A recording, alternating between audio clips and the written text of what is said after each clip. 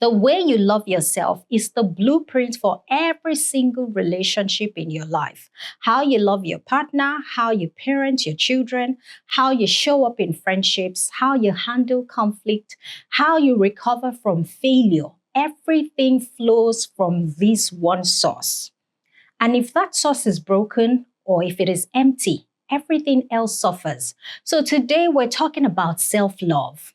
And I'm not talking about the bubble bath Instagram version, everything looks perfect. I'm talking about the sometimes uncomfortable, life-changing kind. Think about it. From the time you were a child, you were probably rewarded for achievement, for good grades in school, for good behavior, winning the game, getting the approval of other people, and people actually liking you. That's what you were rewarded for. And somewhere along the way, you learned that your value was tied to what you did, not who you were.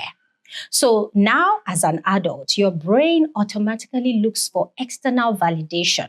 It's looking for a promotion, a compliment, a certain number in your bank account. And when those things don't come, your self-worth feels very low.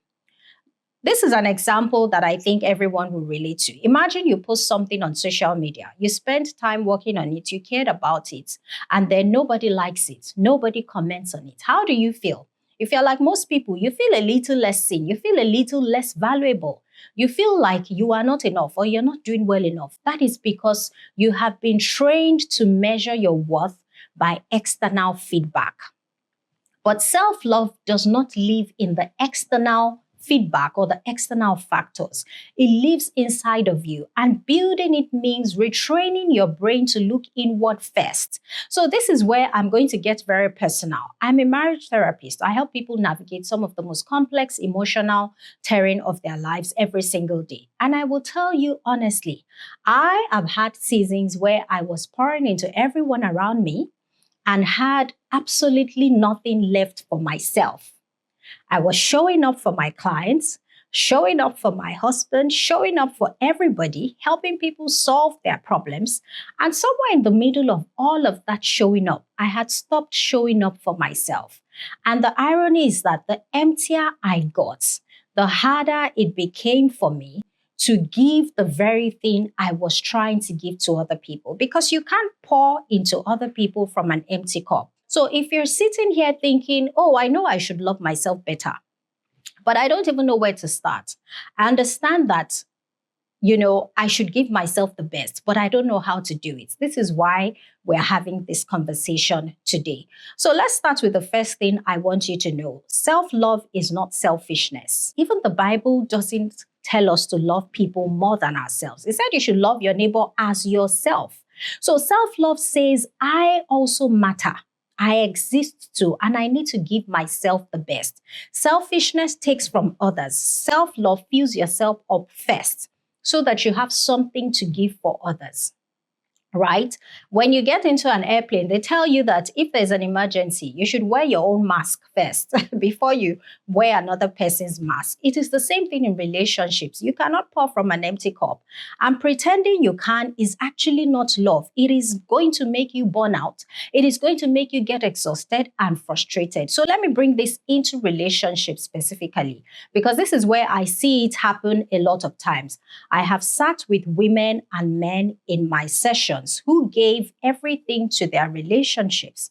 They sacrificed everything, their needs, their dreams, their rest, their voice. They changed themselves, all in the name of being a good partner. And then they ended up deeply resentful, exhausted, disconnected, and even hating their partners. Sometimes they're sitting across me and they're saying, I don't even know who I am anymore. The most loving thing you can do for your partner, for your children, for your family and friends is to take care of yourself well enough so that you can actually take care of other people. The 3 pillars of self-love are extremely crucial. Now, let me give you a framework that has helped me personally and has transformed the lives of my clients. So pillar 1 is self-awareness. You cannot love what you do not know. Self-awareness means paying attention to your own inner world. What is happening inside of me? Your feelings, your limits, your values, your triggers. It means being able to say, I am an outspoken person without feeling confused or measuring yourself against what people say you should be. It means being able to recognize your own feelings and saying, I am tired, not I shouldn't be tired. It means being able to say, I am hurt when somebody hurts you. It means being able to say, I need a break. Self-awareness is the foundation of knowing yourself. Without it, self-love is just a buzzword. Pillar 2 is self-compassion. A lot of us struggle with this internally. We are so kind to other people. We extend grace to our friends, our spouses, our children. But when we mess up, we beat ourselves up mercilessly. When we make mistakes, we beat ourselves up mercilessly. Let me give you a test. If your best friend came to you and said, I really messed up at work today, I feel like a failure, what would you say to them? You would probably say something like, hey, you are human. Don't worry. Everything is going to be fine. You're doing your best. One mistake does not define you. Now, I want you to say that to yourself. I see this in my sessions regularly. Someone makes a mistake at work. They make a mistake in their marriage. And the internal dialogue that follows is absolutely brutal. Things they would never say to another human being, the kind of harshness and condemnation that they would never give to their friend, they start to say to themselves. So this is what that internal brutality does over time. It does not make you better. It does not motivate you. It does not make you improve. It actually makes you more anxious, more shameful, more likely to even repeat the same pattern, and it kills your self-love completely.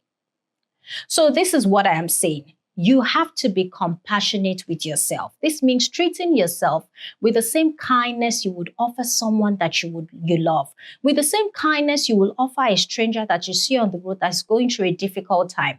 The foundation for growth and the foundation for self-love is when you can give compassion to yourself, and then you can then give it to other people. So the third pillar is self-care. This one, most of the time when people hear self-care, they are thinking, going to the spa, going on a vacation. All of those things are good, but that's not really what I am saying. I'm talking about in the everyday moments of life, in the hustle and the bustle of work. How do you take care of yourself? It's as simple as prioritizing your sleep, even when there is more work to do. Telling yourself, I have to sleep by 9 p.m., even though there is work. Real self-care is not always comfortable, but it's always loving. It is always, it shows that you realize that I matter.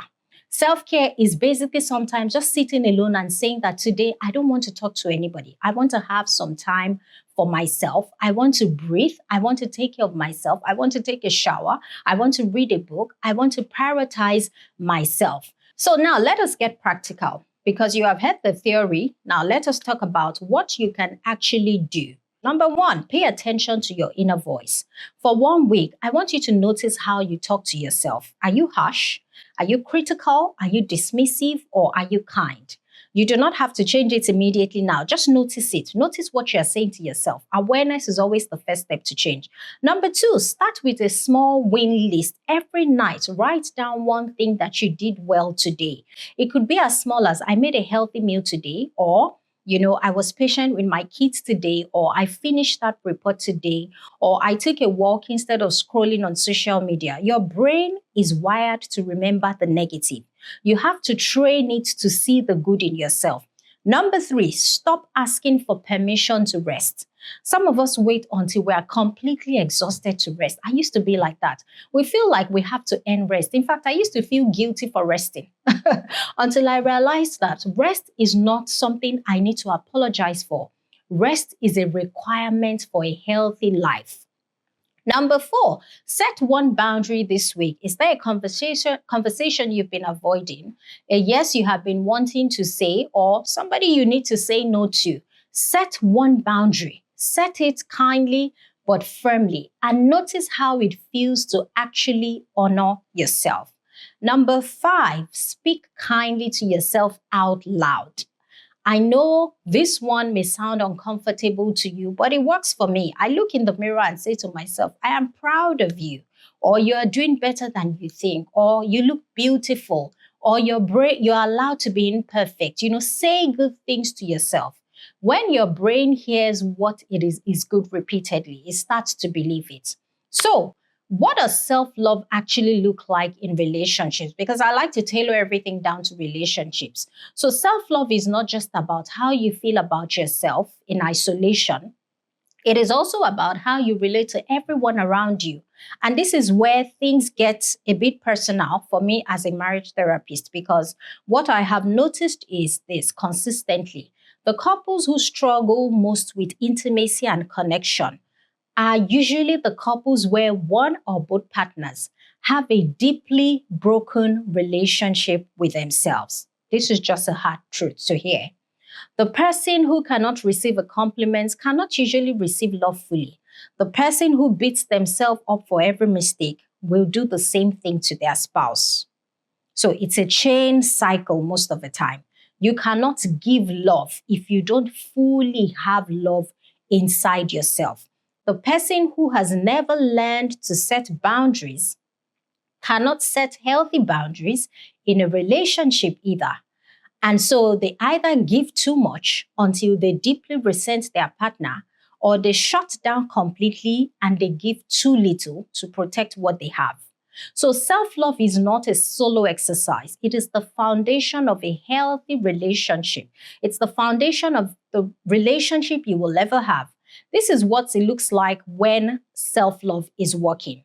You can say no without feeling guilty. You are not afraid of disappointing people because your worth is not tied to people's approval. You can ask for what you need. You do not expect your partner to read your mind. You can speak up kindly, clearly, and directly. You can say, I would love to have this. You can receive a compliment without deflecting. Someone says you look great, and you say, oh, do I? You can actually receive a compliment. And when someone says you look great, you can say, oh, thank you for that.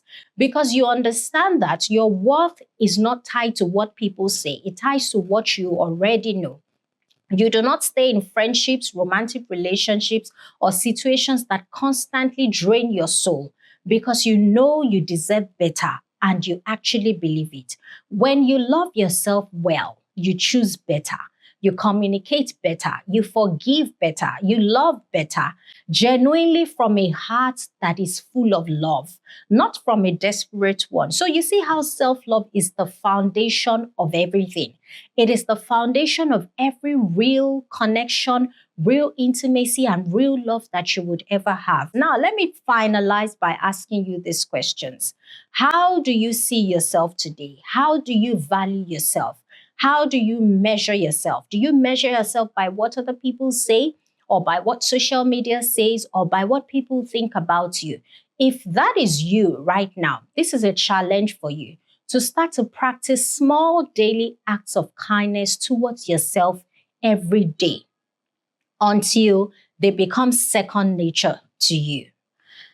If this video has really helped you, I want you to share it with one person that you think is in your life, that you know, that struggles with self-love. It may be a friend, it may be a younger person, it may be a mentee, anyone that you think, oh, I think this person would find value in this video. Send it to them, like this video, subscribe so that you do not miss our subsequent videos, and I will see you next time. Bye.